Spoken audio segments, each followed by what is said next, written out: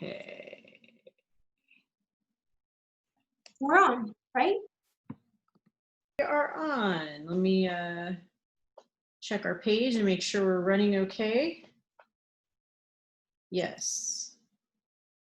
Oh, oops. I'm pressing buttons, you guys, and I don't know what I'm doing. It's out of control. Okay. I know you never know when with right? Facebook. Yeah, I always get. I'm like, I don't know. It's out there. All right, we're live everywhere. Hello. Hi, everybody. Happy Wednesday. Yes. Wednesday, yeah. I don't know anymore what day it is or what's going on. I sort of do, just because I've got to go into the office when I come back. You know what I mean? It's like, so I kind of know, but they still run together. I have to say, though, the weeks go by pretty fast. The days. Yeah, for sure. I'm thankful for. Yeah. So we're running a little late today because Angie has been working on an issue with one of her properties that has septic. Yes. And so for those of you who've never dealt with that on a property before, from what I understand, it can complicate things. Yes, very much so. It's all kinds of county things. People have to come out and check the soil before you do something, and an engineer has to come back and see if the old unit is okay to rework it or not, or create a new one. And there's plant. It's a lot. I'm like, can't you just dig a hole and put a box in there and connect it to the drainage? Apparently not. It's a lot more. Yeah, I feel like that is kind of the that's kind of the typical thing that we learn all the time whenever we are dealing with a property, right? That's something that you're like, oh, well, this should be a fairly simple fix. Usually, yeah. Usually is not. Usually, God, but no, never. It never really happens. I think there's always a little something. We need to we've talked about this. We stop doing that, putting that out there. Yeah, we tend to. I mean, you know, if the properties would just be a little bit more cooperative. Yeah. It would just make everybody's life easier. That's all I'm saying. Yeah, exactly. Oh, for the bureaucracy, right? With the stuff. I'm like, geez. But I get it. Some things have to be done. It is a sewage system, so by all means, like, we have to do what we have to do. Yeah, for sure. So now that that is being handled, we can come and talk about our topic for today, which on our last episode, we were discussing weird deals, and one of the weird deals that Angie had that she didn't actually talk about last time was a pretty complicated one because the owners were actually in Mexico and had some family members that were here in the States helping to work on some things, and it went a little crazy.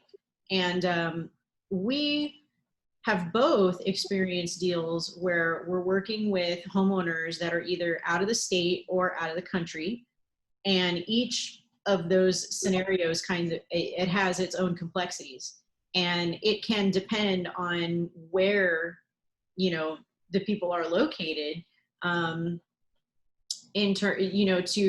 to make a big difference in terms of how easy or difficult is the transaction going to be, or how complicated is the transaction going to be, depending on where they're located and how funds move back and forth and how paperwork works and things like that.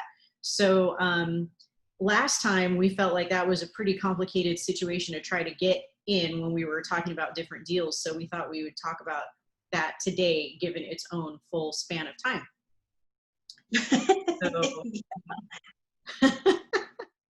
So you want to fill us in, Ange?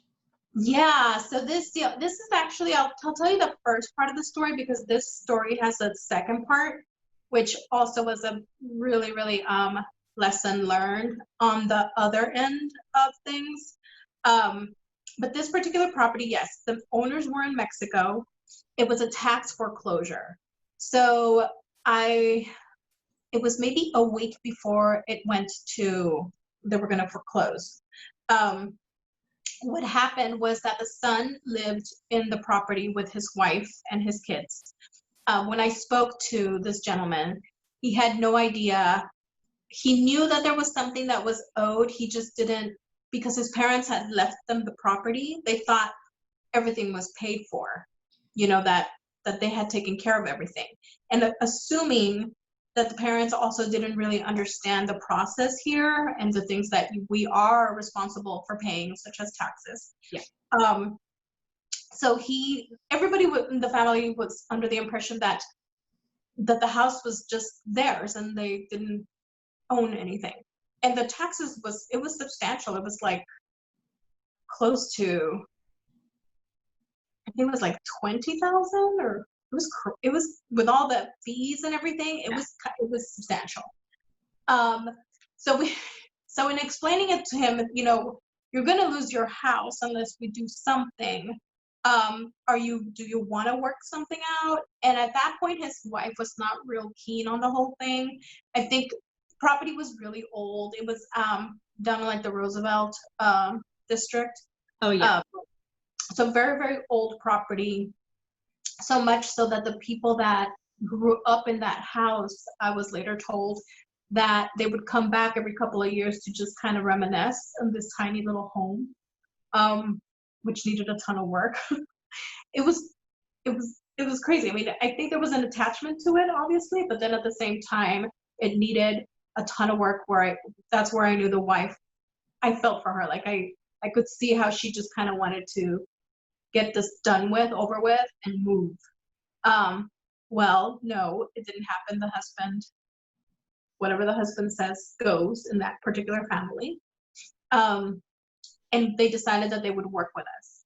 So what we did is we came to an agreement where we would basically, we were like a lender to them to be able to pay off the taxes. And then they would end up paying us back in payments. And obviously we would take over title, did all of that paperwork with an attorney, got all our ducks in a row. However, this is where it gets really, really complicated. Because the father in Mexico, or the mom and dad, didn't ever put anything in writing, we had to do a power of attorney. So now we're thinking, okay, can the family come to maybe like one of the borders in Arizona? We have a mobile notary, right, to kind of get this paperwork done along with the family that's here. No, they are like southern Mexico. Oh. So they're like in the Acapulco area, which is, I think it's like south west area. So then everybody's like, well, maybe somebody can drive down there. I'm thinking, no. Like we're gonna have to figure this out. So, title at that point, I'm not gonna say which title company. This title company was not exactly helpful. It was like, here's a power of attorney paperwork. If you can get it signed, then we can go through with this. Meanwhile, the clock is kind of running. Yeah. So at this point, ourselves and the office decide, we're like, you know what? Let's just go ahead before we even get everything done, cross our fingers that the parents sign and do everything. We're just gonna have to go pay. So we went to go. I'm not recommending this to anybody. This is not what you should do. So, at all. I have like literally a wad of cash because you are not supposed to pay somebody's taxes. So, wad of cash, I handed over to the couple, family, and we're all together, and they're scared. Like they didn't want to have, I think it was that sinking feeling of like, oh my God, these people just handed over a wad of cash and I'm gonna walk in there and pay off my taxes. And then, then we're going to figure this whole other side out. Excuse me. So at one point, the three of us were so nervous. It was like a little fiasco of a show too down there, trying to pay, because you have to go through security. Oh, yeah.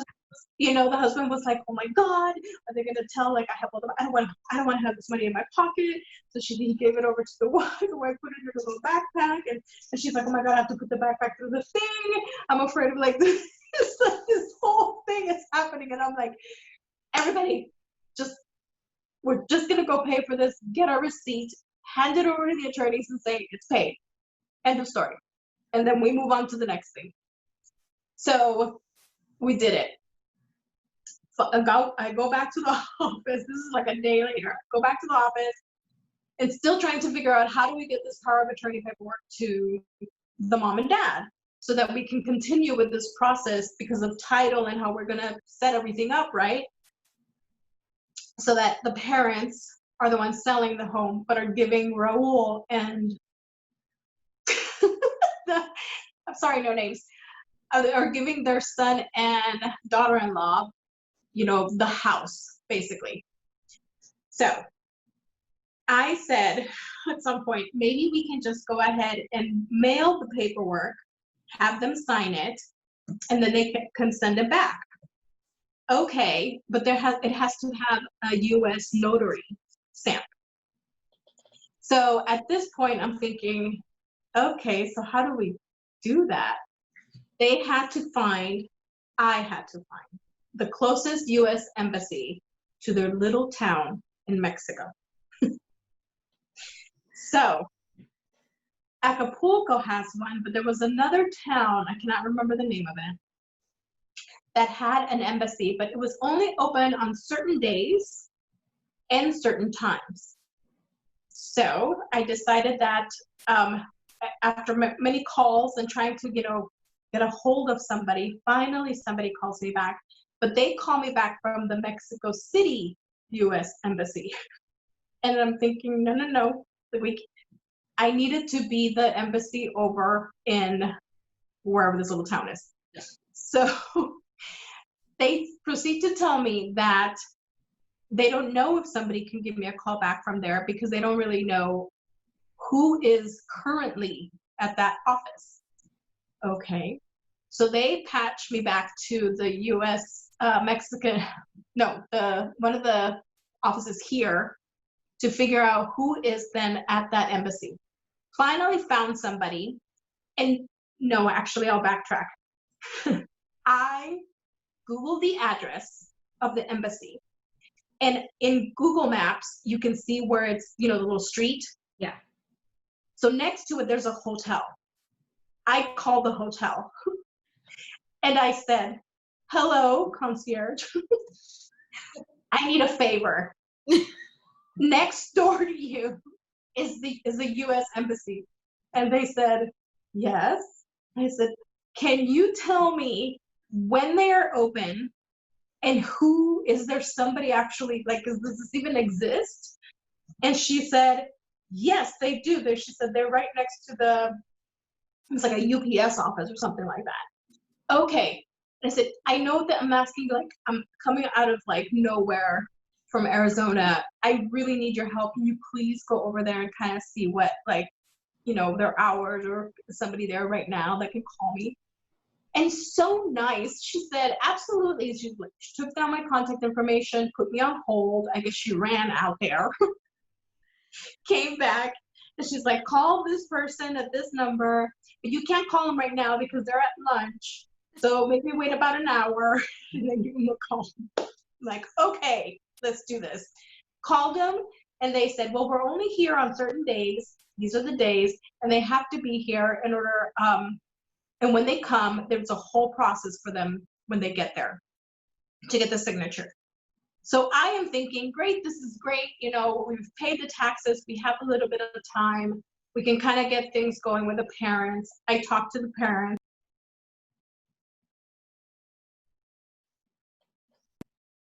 It muted me. Did you hear any of that? I got no sound.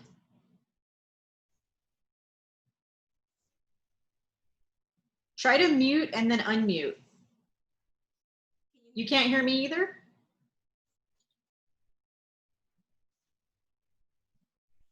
Can you hear me? Yeah, I can. Okay, I can't hear you. Oh, there you go. Okay. It does this weird thing where I think where it mutes me, and I don't know if it mutes. It's weird. I don't know what it is. Yeah, it just cut you out all of a sudden. Okay, so you heard that I was talking to the parents, and it was 4 hours away. So 4 hours away, and I'm thinking, well, I don't know what to tell you. Like, that's the closest embassy that I can have, that we can find. So they needed gas money. Okay. So how do I get gas money to you? I can't send. So now we're going like, do we mail money? And I'm like, no, I'm like, you can't mail money because money never gets there. Like, you know, people steal letters, that sort of thing. So we Western Union, a couple $100 at this really tiny store, I guess, somewhere in Mexico. And of course I'm sending it and I'm thinking, please God, like, let this get there, like, and then nobody else pick it up.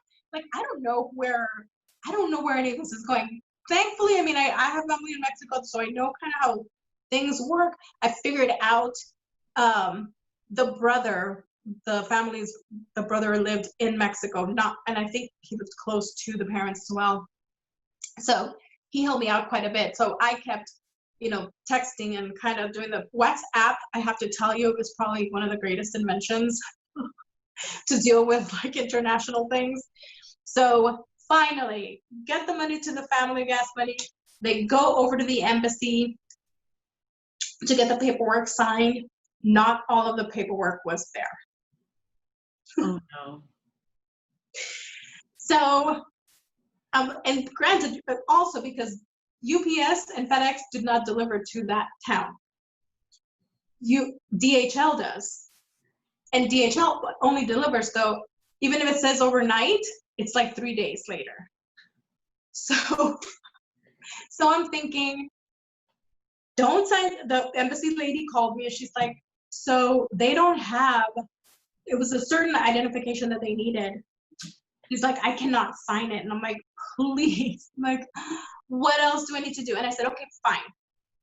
Whatever it is that they're missing, let me know what it is, which was a completely different government issued paper from the US that needs to go to them, that they take to the embassy for them to be able to get a stamp outside of the US borders, but it's at the US embassy. Why that embassy cannot give you that paper, I don't know, but it has to come from here. So at this point I said, I'm FedExing it to you guys because I don't want to risk this anymore. So then I have to coax the parents to go back again, mind you. So now they've got the paperwork, everything is good, stamped, seal it. It took like maybe about a week and a half for us to get that paperwork back. So then we come now to granted, you guys, when all of this is taking place, if you ever do anything outside of our country, I think my biggest thing is when it comes to notarizing things or getting signatures or having somebody submit paperwork or anything, talk to a title company. Should be able to tell you what to do, or a real estate attorney should be able to tell you what to do. Unfortunately, our title company wasn't super helpful because it got even better as we got through this. So once we got the paperwork back, we're ready to go. We're ready to sign. Everybody's agreed on everything. All the schedules are put in place, and we have the mobile notary go to the family, and they are not documented. So they don't have IDs. Okay, guys. So I know there's a lot of folks out there that, you know, are able to do business. Absolutely, if you are undocumented, and there's ways of things that you can run a business and do things so that the government the government still assists you and can give you services and you can apply for services. So when she called, I had no idea. So one thing I do suggest is maybe if you have a feeling or an inkling, ask, because that changes things on how you're going to do some of this paperwork. Because if they cannot provide ID or anything, or their ID is from Mexico or another country, the title has to do something different. The mobile notary has to do something. So, and this is where I learned where, because when they called me, they were like in a panic. They're like, we don't have IDs. And I'm thinking, how did you guys not think about saying, like, why didn't you say something? You know, she's like, well, we never thought we would have to use an ID. I'm like, we use an ID for everything. Like, well, that's what we do. Yeah. But if there is somebody that's close to you that is willing to sign for you basically and vouch for like a witness, then they use that person's ID. How that works, I really don't know. I need to look more into that, but basically you're able to do it that way so that the notary can, then the closing documents are completed and you move on. I guess the biggest thing is because should the government have any questions or anything like that, they need to reach back to you. Right. But goes through the whole thing. And this is another thing too, because the property was under the parents' name, it's not under their name. So any of the again, when they had a little check that was going to come to them because of the profit, because we obviously basically purchased the property. Right. So they had money coming to them. They got the check and it was for their parents and not them. So then the power of attorney that we got done was the right power of attorney to sell the property, but wasn't the right power of attorney to open a bank account. So here we go again. Back to the embassy, back to DHL. And I'm like, and these people are like, what are we doing with, we just have this check. And, and I'm like, please don't lose it or give it back to title, we'll get it later. Finally, since we knew kind of how the thing worked, the whole embassy thing worked, it moved maybe about a week faster. Then we got it back and we were able to, and Wells Fargo, thank God for them. They were super, super flexible and helpful, obviously because they want to open a bank account. But title did not want to release the check. After, they were like, well, no, because that's not them. And we were like, this whole time, you've known exactly what we've been going through. Right. Going to the embassy, going to the, and I'm like, how are you not really, you have to release it. Like, can you basically you need to vouch for that there is, a check coming to them and that they want to deposit it and that it's okay with you. Oh my God. So we had to get a very pregnant general manager from Wells Fargo call the title agency and basically like advocate for us because she was not going to do it. And I was floored. I was like, and that's, I think, the last time that we ever used that title agency. And we were like, what is going on? Like, we don't understand. And I think one of the guys at the office said that she had made us think about just the whole process of it and how long it took. And I understand, completely coming from me, like, because I worked the whole thing, it was a pain in the ass. But that doesn't mean that you kind of hold something ransom for like, that's crazy. Right. So I remember the Wells Fargo lady hung up and she said, I have to tell you that that's probably the worst title escrow officer I've ever spoken to. She goes, if you guys ever need a title agency, there's one right up the road right here that I highly recommend. And I was like, oh my God. And I thought, wow. And they finally, they got their check. We got the property and we were done. It took like 2 months. It was crazy. Then the FERPTA thing. I don't know if you guys are familiar with FERPTA, which is it's the Foreign Investment in Real Property Tax Act. That was a whole other thing that we needed to do too, along with all the other. Yeah, I remember that being a mess. Yeah, because the government obviously if somebody is gaining from a property sale, they want their taxes. Yeah. The problem is that the family does not live here. Right. So then who do they tax? So that was a whole other thing that was added onto as we were trying to move the paperwork through DHL, the embassy, and then it was like, but it was funny because it would arrive DHL, but the brother said, well, there's a FedEx. It was FedEx right next to the embassy. And I was like, okay. So what I would do is in the DHL packet, I would wrap up the FedEx return to the office in the thing. But then of course, FedEx takes a little while too. So the whole thing was ridiculous. I don't know how much money I Western Union for like 2 months, trying to coax people into actually doing this. Because to be honest, if it was me, I would have been like, forget this. Like, this is crap. Like, I would to travel 4 hours so I could get a stamp. Literally, that's what it was. Unbelievable. But you can't forge those stamps. Although I know you and I have seen that happen. People have forged notary stamps, and if somebody catches you, good luck. Yeah. Yeah, no property is worth going to jail for. Nope, not at all. And I know, you and I know there's a particular stamp out there that's, Yes. Yeah.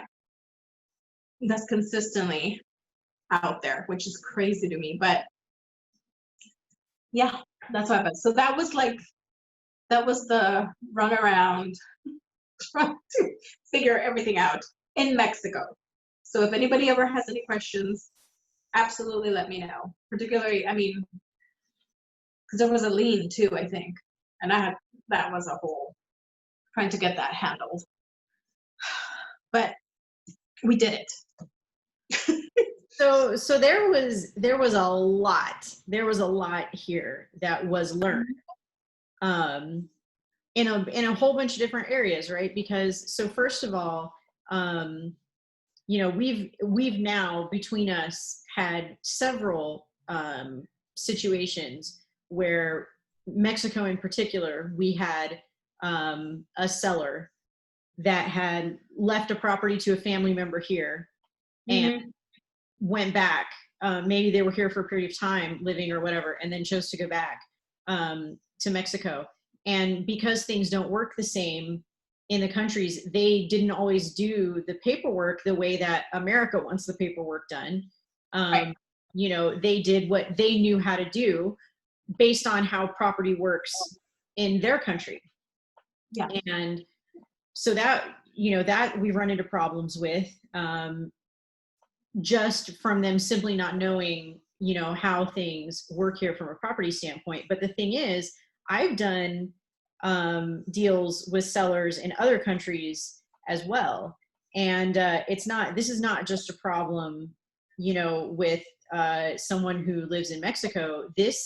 So what I learned that the United States does things completely differently with property than just about any other country in existence. Yep.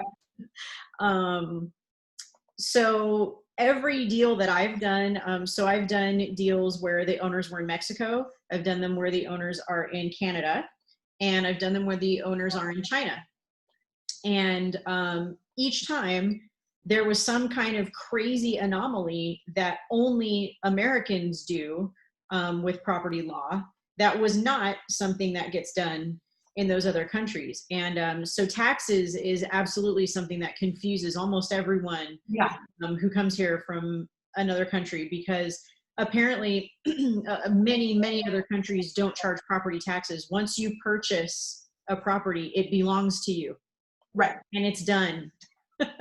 And maybe you had a loan on it, but once your loan is paid off, you don't owe anything else. That is now yours to do as you wish, leave it to family, generationally, whatever. We don't do that here.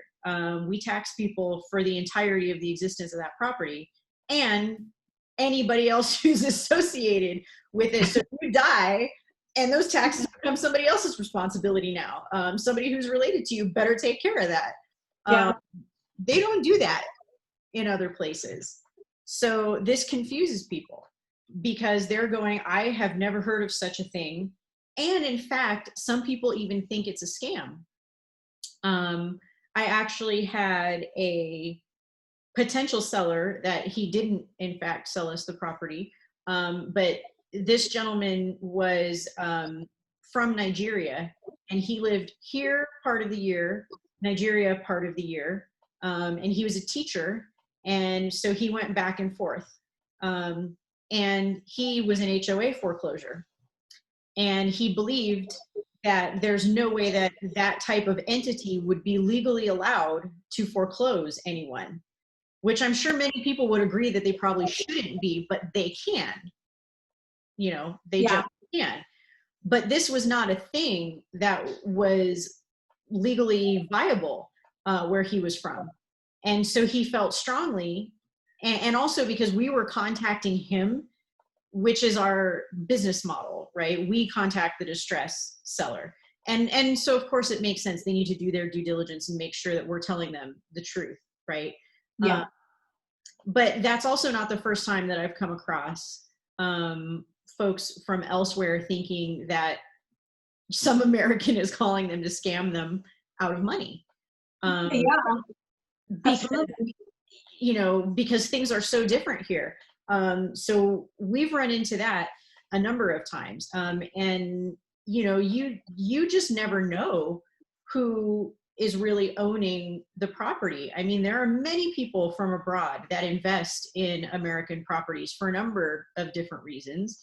You know, in some ways, the way that things work here may benefit them more to invest in properties here for rental purposes and things like that, maybe than, you know, how it would work where they're from. Or maybe they have more purchase power here. There's a lot of different reasons why people do that, but it happens frequently. So I know that probably a lot of people starting out in real estate investing might assume that if you're going to be dealing with a seller, you're always going to be dealing with a local seller or maybe somebody out of state, but that would be it. But it's come across our desk more times than I anticipated that someone was actually outside of the country. And that changes everything. Yeah. Because not only do we do things differently, but every other country also does things differently. So, you know, the way so you learned everything about the way that you had to do this deal with someone who's in Mexico. When we're working on the deal with someone who's in China, completely different. Yeah. Rules, laws, everything else. So it's a challenge. And it is, and I feel like because the U.S. makes it super complicated too. I mean, just yes, it's crazy the amount of things that have to happen in order for a house to be sold. Yes, insane. The United States loves bureaucracy and loves making things as complicated as possible, and having as many entities involved to stretch the process out and make it more difficult. As you can imagine. Yeah, it's crazy. So you know, another thing I think that's worth mentioning is not only is it complicated to do these particular kinds of deals, but you know, you're also talking about potentially maybe language barriers, which can make it more difficult. My homeowner that was in China, he had many rental properties here. It was just a part of his business. He didn't come here frequently, you know, but he would come to the US every few years. And part of what he would do is check on his properties, but he didn't ever live here full time. For him, this was only a business investment. And he spoke English, but the thing is that when you start getting into legal terms and things like that, because this is real estate, you may run into barriers there. Yeah. Really, yeah. And especially because, you know, again, our legal processes and our property processes are not the same. So that was a really big challenge because, again, we're in a position where we have to explain how all of this works. It makes no sense to this other person, not only because it doesn't work like that in their country and it's new information. So they're going, what? And legitimately saying, why would you guys do it like that? Right. Because we love pain, I guess. I don't know why. I don't know. I didn't make the rules. I didn't make the rules. I'm just trying to explain how we fix it. I know.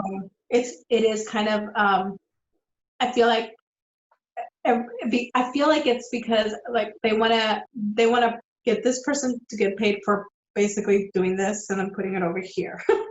That's what it feels like. Yeah. So many hands are involved, and I'm like, how? You know, when I hear Henrik talk about Sweden, it's one person the entire time. Yes, they say no, right then and there. Here you go. Yeah. And it's done. Yeah. So for us, not only is it a bureaucratic production line, but there's money owed to every single entity, right? And it just adds up, you know. And that can be really difficult to explain to someone who hasn't spent enough time in the US to understand that that's how things work here. And so I'm not surprised that when you start getting into the conversation that it can sound like a scam. If their process is far more simplified and that's what they do in their country, they're looking at us going, that makes no logical sense. Right. So therefore, this must be fake. Yeah. Yeah, you're absolutely right. Yeah, so that can be difficult.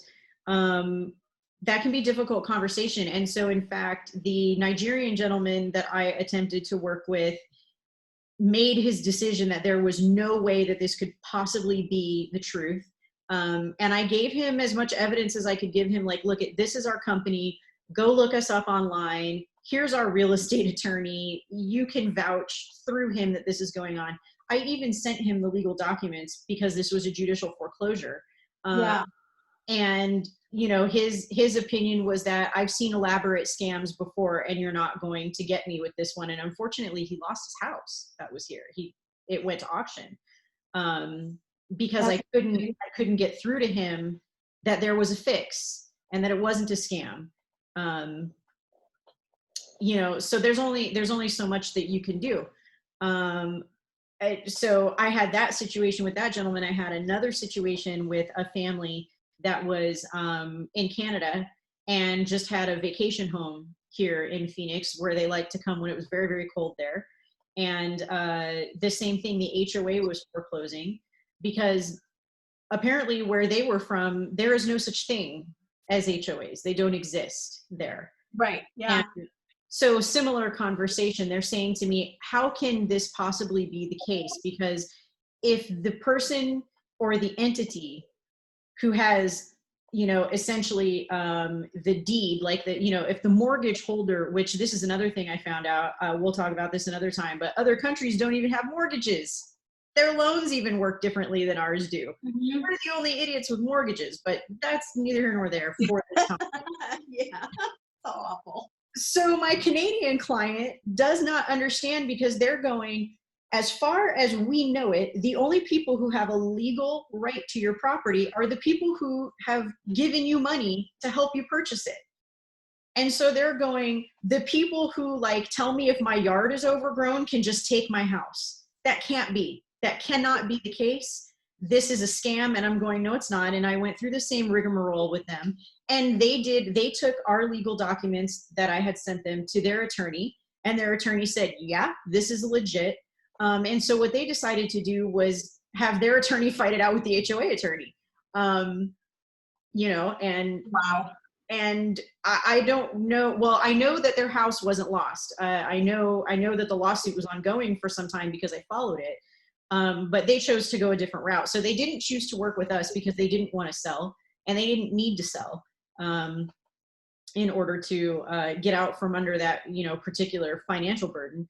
But they really had no understanding of what was going on and were shocked to find out that they were even having a problem with their property. So that's a common theme that happens with anyone who is out of the country when, you know, when you're explaining to them, like, this is the distress that's happening with your property. And so it can complicate things quite a bit. Yeah. And it's definitely worthwhile to know what resources you need.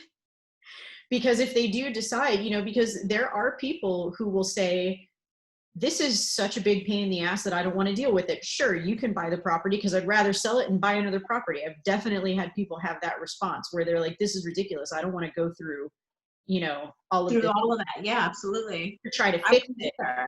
Yeah. So you'll find people who are like, yeah, I just want to sell it. And even if they want to sell it, just to overcome all of the, you know, financial burdens and to get all of the correct paperwork done, they're out of the country. There, you know, you need resources to resolve that because it's not as simple as just sign here, and we're done. So knowing where to go for that is really important. Yeah. Or knowing who else has been through that scenario so that you can check in with them and say, could you share your resources with me? Right? Yeah, exactly. Because I feel like when you were talking about, sorry, I want to go back to the your Nigerian client. It's almost like, you know, how I feel like maybe he felt like when we get those emails of the Nigerian prince Yes. and we, you know, we have like $4 million or whatever. I could totally see him thinking that, like, you know, somebody out of like, you know, Land of the Oz calls and just Right? kind of the way I talked, you know, to my good friend at the hotel who became a good friend because she would scope it out for me. But yeah, no, I think as you go through these and as you start to think, if you happen to get a lead or something where somebody is, because even finding the person or finding phone numbers for the folks that own that property, that's a whole game on its own. Like, it's not easy. No. So for anybody out there who uses skip tracing software to find phone numbers for people that you need to track down who may not be living in the property, that's problematic. Skip tracing doesn't typically work outside of the country. No. And there's a number of reasons for that, but one of the biggest reasons is also that, you know, the United States is a little bit unique in that they pay phone carriers to sell phone numbers. Privacy works differently in other places. You know, Yeah. you can't just go pay for somebody's cell phone number in other countries. That is kind of a uniquely American thing. So if you rely on skip tracing to find people, you're probably not going to find a good phone number for them unless maybe they have a US based cell phone that they use because they travel back and forth. Mm-hmm. Actually, the way that I got in touch with all but one of my clients from out of the country was through Facebook. Oh, wow. I was able to find them all on Facebook. And I sent them messages and I sent them, you know, information about myself, and I sent them the link to, you know, our company Facebook so they could see that we were established and all of those things. And they answered me. But you know, phone numbers are not easy to find. You also might, you know, sometimes if it's a situation where the property is vacant and maybe the neighbors are watching the property, which happens pretty often when it's a vacation home, they may have the contact information for the owners. Right. Yeah. Neighbor. Yeah. So, you know, talking to the neighbors is always a good thing, but yeah, it's very tricky. It's very tricky when you're dealing with, you know, potential deals that are out of the country and figuring out how to get all of the things done that you need done, and the signing and the notarization and all of it. Yeah, it's crazy. It's crazy. And I know we've done things where we've met people up, you know, like at the Yuma border, like, you know, kind of closer, obviously, because you need to be on U.S. soil, which is, you know, and that's fine. You go, and I guess it just depends too, like how bad you want to make something work. And how badly do they want to make something work as well? Because like we said, it's just some folks just rather, because it is such a big shindig trying to get something done. I mean, no, it has to be notarized and it has to be notarized on US soil. I guess embassies is US soil, I guess. So that's, I mean, that's crazy too. Yeah. Yeah, it is. And you're right. It depends on how, how much does the owner feel like it's necessary, because we've seen, I mean, you and I have gone to properties before where like the property is damn near falling apart. Mm-hmm. And somebody from out of the country owns it. And then when you talk to them about it, they're like, what do I want to, like, I don't even care about that property because it's livable. They don't think that they're going to really make much money on it. And if the property's in such bad condition, because I can remember a couple where, we only offered a few $1,000s because really it wasn't worth much more than just the lot it was sitting on, and we would have had to rebuild the entire property anyway. And so they're like, you want me to jump through all these hoops for like $3,000? It's not even worth it. Right. Yeah. Totally. I see that. So in some cases, people will respond that way. In other cases, like my client from China who had so many rental properties, he put together immediately. Once he realized what was going on with the first property, he was like, oh, this is going to happen with all of my other rentals because I didn't know that I had to do this. He didn't know about the property taxes. And once he realized that he hadn't paid taxes on all those properties, he knew this was going to be an ongoing issue. And so for him, he needed to learn. I had to explain to him what he needed to do to fix the problem. And that was necessary because he didn't want to lose all of those investments, that he had made that were supposed to be, that were a business that were supposed to be giving him an income. Yeah. So he had a very different,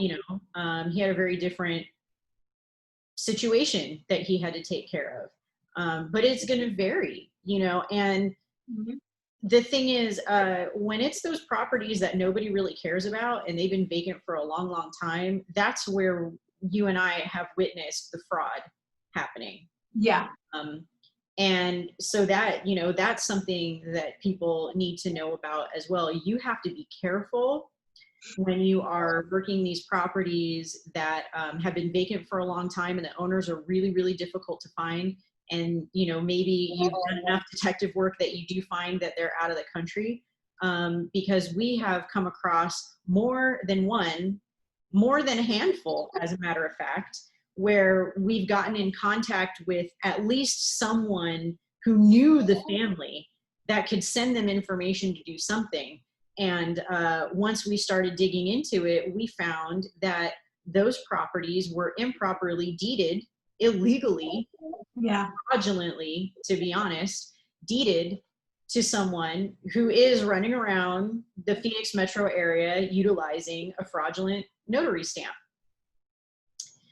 And I don't know what's being done about it. I mean, we've turned in information about it to the appropriate authorities. The Attorney General. Yeah. There's not quite anything more uncomfortable, is there, Angie, than finding out that the property that you're trying to talk to somebody about, I would like to buy it. Are you interested in selling it? And they say, well, actually, yeah, because I thought it wasn't worth anything. And then you go, oh, someone stole it from you. That's not the conversation that you want to have. No. And I remember where the folks were in Mexico, and we touched a little bit on it in the last call, but where I told her, I said, do you know a so-and-so? And she says, no. And at the same time, I'm thinking, like, is she lying to me? Like, she's pulling my leg because I've run around like a crazy person trying to get this done or trying, get something going here. And no, she's like, who is that? And basically it's like, she deeded herself your property somehow and it's no longer yours. And for her to hear that somewhere else, and they totally thought this property was still theirs and that it was being taken care of by a cousin. Like, nope, it's gone. And just, that's crazy. And how awful. Yeah. Yeah. Yeah, it really is awful. You know, because that's a situation where someone has put, you know, they've put money into a property and you don't know what their intention was, if they thought they could come back to it at some point, you know, if they have family here that they thought would be able to utilize it, whatever plans they may have had.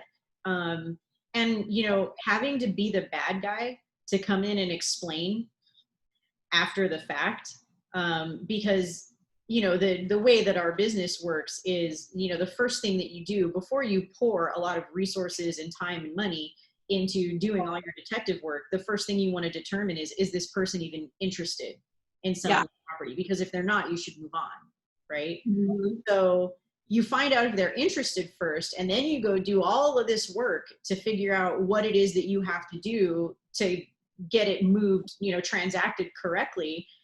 And when you find that it's essentially been stolen from them and that you can't do anything transactionally, now you're the person who got their hopes up and I have know. to explain this to them, and they're mad at you. Mhm. Yeah, it's Uh, awful. yeah. Oh, yeah. And So how do you explain it? That's the worst part, because there's no good way of explaining it. It's horrible. no, there's not. There's not. And it's also tricky because, you know, we're business people, but we are not attorneys. We are not police officers. We are not the people that can do something about the fact that the property was stolen.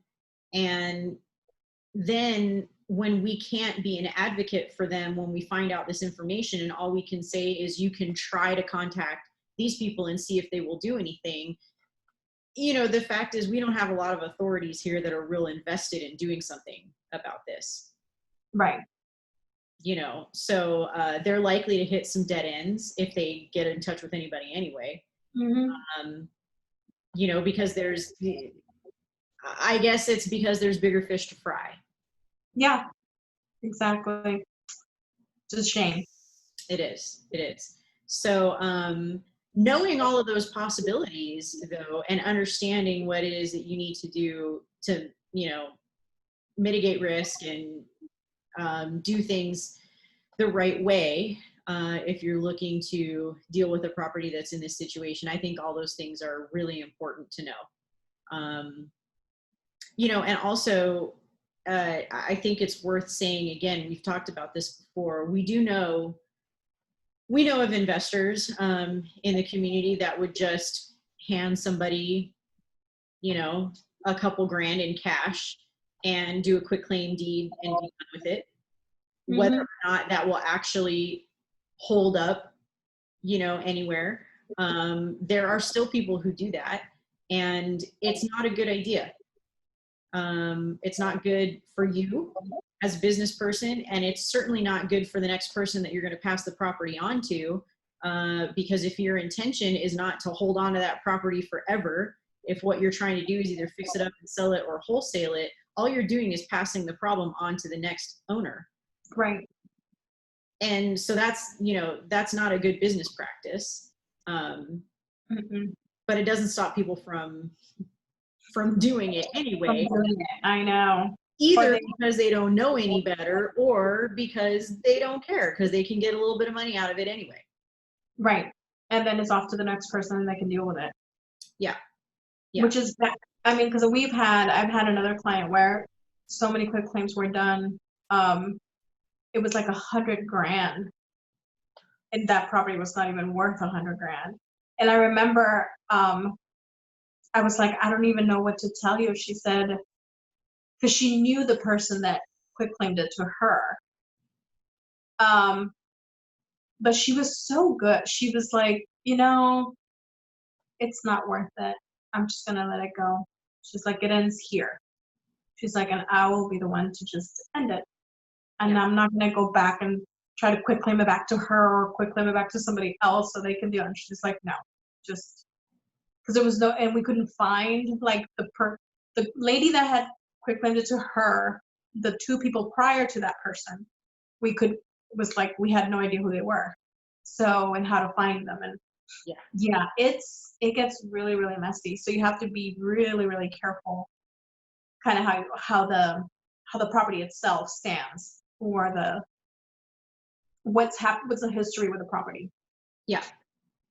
And I've seen a lot of people ask, in like the wholesaling Facebook groups, for example, I've seen a lot of people ask, what do you do in a situation like that? I've seen other people come up against this and say, I'm trying to solve this problem. And we're pretty good at solving the majority of problems that arise, but some of them are so complicated that it's not necessarily that they don't have a solution, but it can be that the property value doesn't reflect spending the money to utilize the resources to get to the solution, right? Because if you've got to, for example, get an attorney involved to unravel a bunch of things in order to make the property legally transferable, and that property doesn't have enough value to necessitate that, Right.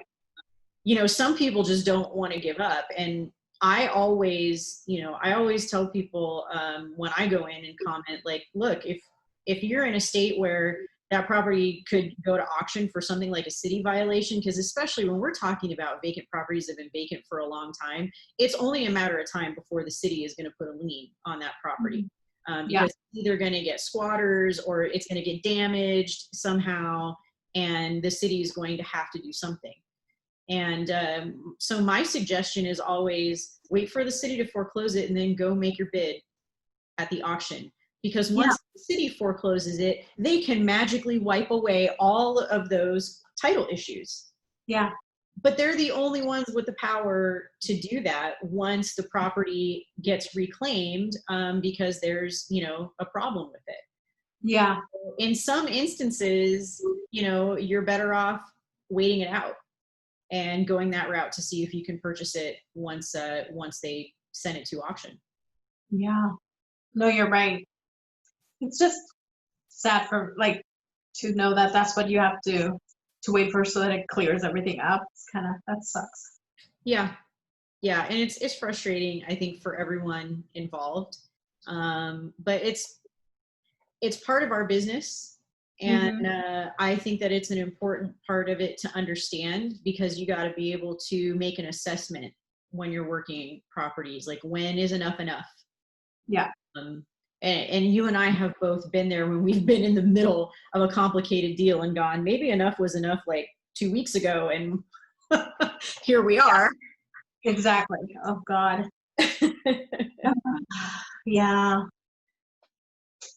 I know, it's crazy, but I mean, you learn a ton. You really, really do, when you deal with the quitclaiming out of town, out of the country. Yeah. Yeah. Out of state tends to be easier. We've done a number of those, and you know, and even though some states might have different real estate laws, you know, it's going to go by whatever state the property itself is located in. So, you know, I think the biggest issue there is that maybe I've run into communication problems, because when I've tried to explain to the seller, this is how things work in Arizona, if it doesn't work that way in their state, they may not understand why things are different here. Right. You know, and that's just a matter of explaining effectively, you know, the differences from state to state. But we've more or less had a pretty easy time getting things done with out of state sellers. And I've had a good handful of people that I never saw or met in person, that I only talked to on the phone, and, you know, got a deal done. So it's possible. Yeah, absolutely. I mean, I've had to deal with certain closings now, not in the recent last months, where people are out of town. I had to deal with 7 heirs and all over the country. That was fun. God. But yeah, it's just, some things do work differently, and I think they question it then, because they don't know how it works here. So I get it. Yeah. I get it. I think Phoenix is one of those areas where you're likely to come across that more often than in other places, because we have so many people who come here to retire. And, you know, they come here and they buy a house to live out their retirement in, or they snowbird, you know, so they're here part of the year and their original home part of the year. And Yeah. those are the properties that we often end up with heirs that we have to contact, and that are usually out of state and may not have even ever been to Arizona before. So things, you know, they're not necessarily up to speed on the way that things work here. And so you have to be knowledgeable about that so you can explain to them and make the transaction easy for them to deal with. Because if they have confusion, and if they're not, you know, if they're not clear on the way that things work, and they don't feel like you're equipped to hold their hand through the process so that they knew they're doing everything right, they may not want to risk, you know, people don't want to put their signature on some, you know, on something that's that big of a deal, that's like, you know, a legal contract, if they Right. don't think that you're on the up and up and that you know enough about what you're talking about to make sure that that transaction goes through correctly. Because, you know, I've had a number of heirs tell me, I don't want to be, you know, I'm not stepping forward and taking responsibility for a property that I've never lived in and don't know anything about. And how do I know what's tied to that property? How do I know that things aren't going to come later, you know, debts and things like that, that are going to be my responsibility because I signed these papers for this thing. So knowing how those transactions work and being able to have that conversation is going to help your business quite a bit.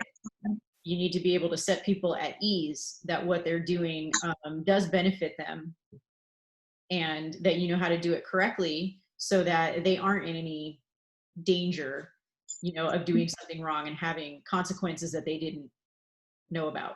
Right. So you have the resources to be able to back that up. Yeah. Yeah.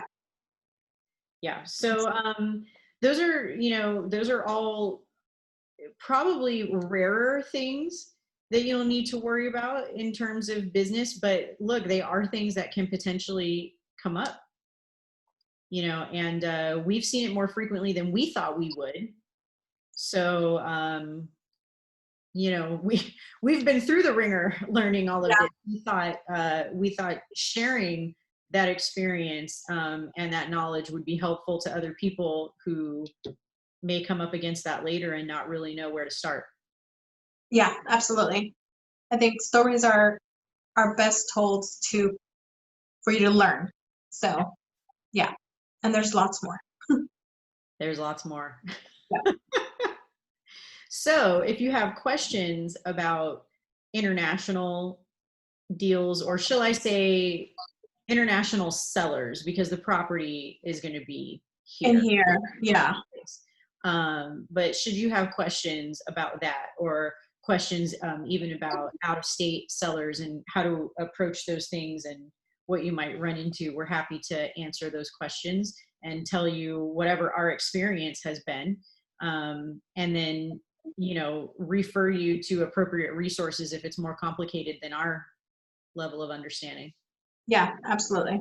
So any questions you might have, definitely you can post them or send us a message, or however you want to contact us. Definitely. Yep, absolutely. But yeah, we'll keep track of any comments, and I don't see any immediate questions in our comment thread right now. So I think we've covered our topic for today. Awesome. So then we'll see each other on Saturday. For sure. So thanks, Angie, for all that information. That actually was really, really good, in-depth stuff. So it's a fiasco, but it was a fun party. You learned a lot. Yeah. Yeah, I think you always learn the most from chaotic fiascos. Absolutely. Yes, you do.